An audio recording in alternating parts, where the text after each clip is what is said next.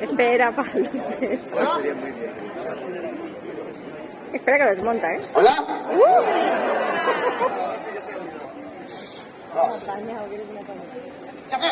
Acción. Buenas a todos y a todas.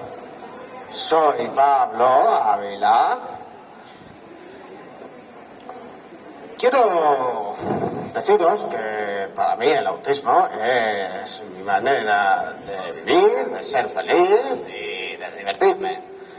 Además, quiero deciros que yo en un futuro tendré trabajo, en un futuro conseguiré trabajo y buscaré novia.